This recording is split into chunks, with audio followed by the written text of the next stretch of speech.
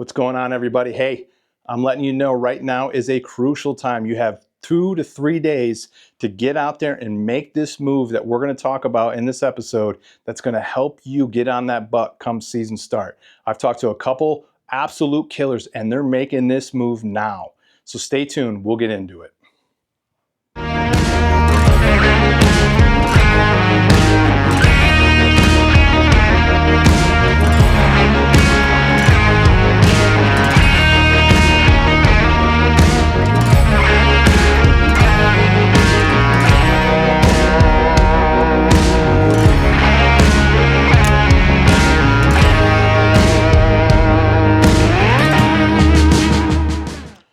Looking good. All right, so I've been talking to a couple killers lately. Ty Jennings out in New York, absolute killer, gets it done on public land every year. And we're talking on 5, 6, 7-year-old bucks. Ty was on one of the Mobile Hunter Dojo's podcasts before. And then Chris Grant, he's here in Michigan, another absolute killer, really flies underneath the radar. He's not on social media or anything like that, but he tags out every year on mature bucks. You might have heard Chris on the breakdown of Ty's podcast that we did on the dojo. So these guys are telling me right now is a crucial time period. We're talking in the next 2, 3, 4 days. They are moving cameras off of field edges out to oaks, white oaks in particular, that are dropping now. They're starting to see them drop, and they're targeting these oaks that are dropping outside of bedding.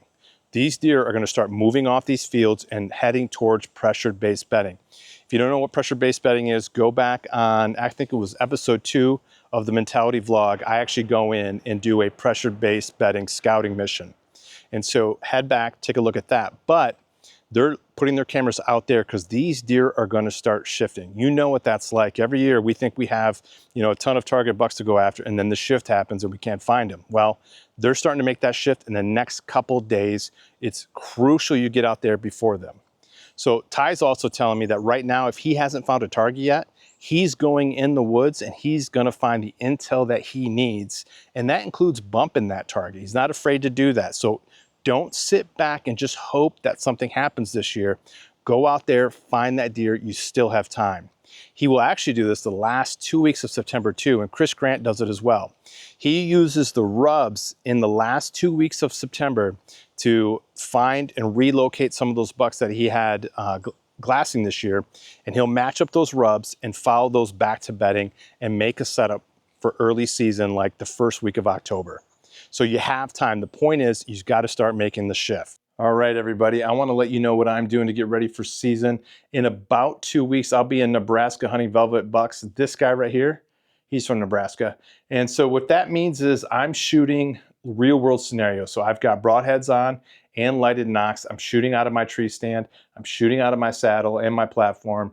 And I'm taking shots that are conducive to the real world situations I'm going to be in. And so that means I'm shooting long shots right now, just in case on early season in Nebraska.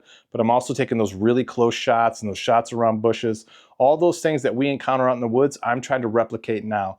I'm also setting up my gear and taking it down. I want to do it perfectly without a sound. Now is the time to do those things. I'm still doing some glassing. I found a buck that really piqued my interest, and I went in and set up a mock scrape and a camera, hoping to get some more intel on him. If he's still around October 1st here in Michigan, I may have to stick around and go after him. Over here, we're in the dojo, and it's a little bit of a mess because I'm getting everything ready. But right there is where I do all of the podcasts. But thanks to you guys, we are growing, and we're expanding over into our dojo studio.